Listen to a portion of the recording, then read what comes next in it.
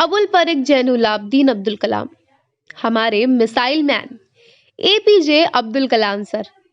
15 अक्टूबर 1931 को रामेश्वरम में जन्मा एक ऐसा भारतीय वैज्ञानिक और राजनीतिज्ञ जिन्होंने भारत के मिसाइल और परमाणु हथियारों के विकास में अग्रणी भूमिका निभाई। इसके साथ ही 2002 से 2007 तक भारत के राष्ट्रपति भी रहे। कलाम जी ने मद्रास इंस्टीट्यूट ऑफ टेक्नोलॉजी से एरोनॉटिकल इंजीनियरिंग में डिग्री हासिल की और 1958 में रक्षा अनुसंधान और विकास संगठन यानी डीआरडीओ में शामिल हो गए। 1969 में वे चले गए भारतीय अंतरिक्ष अनुसंधान संगठन, जहां के वे परियोजना निदेशक थे। SLV-3 पहला उपग्रह प्रक्षेपण यान जिसे भारत में डिजाइन और निर्मित किया गया था। इसके बाद वे 1982 में डीआरडीओ में फिर से शामिल हो गए। कलाम ने कई सफल मिसाइलों का निर्माण करने वाले कार्यक्रमों की योजना बनाई, जिससे उन्हें मिसाइल मैन उपनाम प्राप्त करने में मदद मिली।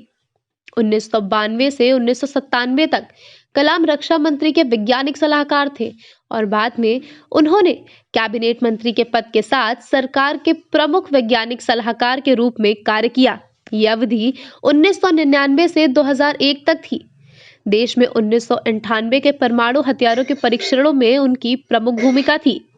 इससे भारत को परमाणु शक्ति के रूप में मजबूत किया और कलाम को एक राष्ट्रीय नायक के रूप में स्थापित किया। 1998 में कलाम ने एक देशव्यापी योजना पेश की जिसका नाम था टेक्नोलॉजी विजन 2020, जिससे उन्होंने 20 वर्षों में भारत को कम विकसित से विकसित समाज में बदलने के लिए एक रोड मैप के रूप में वर्णित किया।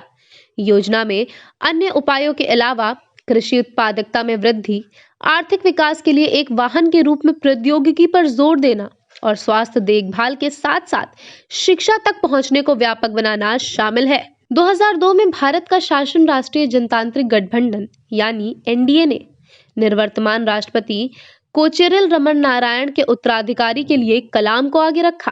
कलाम जी को हिंदू राष्ट्रवादी एनडीए द्वारा नामित किया गया। भले ही वे मुस्लिम थे और उनका कद और लोकप्रियता अपील ऐसी थी कि यहाँ तक कि मुख्य विपक्षी दल भारतीय राष्ट्रीय कांग्रेस ने भी उनकी उम्मीदवारी का प्रस्ताव रखा था। कलाम जी ने आसानी से चुनाव जीत लिया और जुलाई 2002 में भारत के 11वें राष्ट्रपति के रूप में शपथ ली, जो एक बड़े पैमाने पर औपचारिक पद था। उन्होंने 2007 में अपने कार्यकाल के अंत में पद छोड़ दिया। नागरिक जीवन में लौटने पर कलाम भारत को एक विकसित देश में बदलने के लिए वैज्ञानिक और प्रौद्योगिकी का उपयोग करने के लिए प्रतिबद्ध रहे। इस दौरान उन्होंने कई विश्वविद्यालयों में विख्यात रूप से कार्य भी किया। 27 जुलाई 2015 को वह भारतीय प्रबंधन संस्थान शिलांग में एक व्याख्यान देते समय गिर गए और कुछ ही समय बाद कार्डियक अरेस्ट से उन्हें मृत घोषित कर दिया गया। इस दौरान कलाम जी ने कई किताबें लिखी, जिनमें एक आत्मकथा विंग्स ऑफ फायर भी शामिल है, जो 1999 में प्रकाशित हुई थी। उनके कई पुरस्कारों में देश के 2 सर्वोच्चतम सम्मान पद्म भूषण और भारत रत्न भी शामिल है। पद्म भूषण उन्हें वर्ष 1990 और भारत रत्न 1997 में मिला था। आइए अब जानते हैं हमारे मिसाइल मैन से जुड़े कुछ अज्ञात तथ्य। कलाम जी भारत के पहले स्नातक यानी बैचलर राष्ट्रपति थे और शाकाहारी भी। जी हाँ, अब्दुल कलाम जी पहले ऐसे राष्ट्रपति थे जिन्होंने कभी शादी नहीं की थी।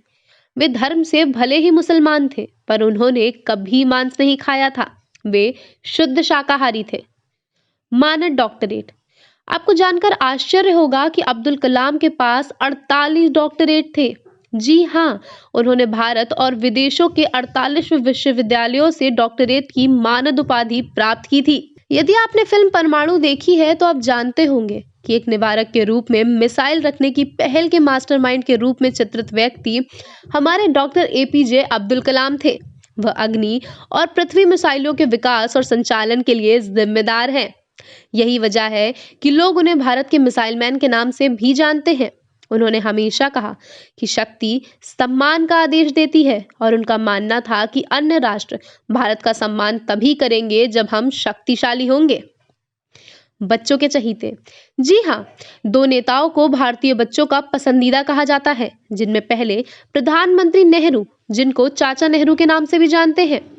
लेकिन कलाम ऐसे राष्ट्रपति थे जो बच्चों के बीच मशहूर थे।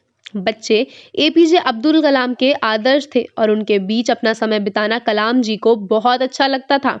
कलाम ने युवाओं को पोषण देने का विचार दिया। वे पूरी तरह से विज्ञान में थे और उन्होंने युवा दिमाग को खुद को इस क्षेत्र में समर्पित करने के लिए प्रेरित किया। उनके समय के कई बच्चे उन्हें केवल युवा दिमाग को प्रेरित करने के लिए अपनी विज्ञान प्रदर्शनियों या खेल के दिन में दिखाने के लिए याद करते हैं।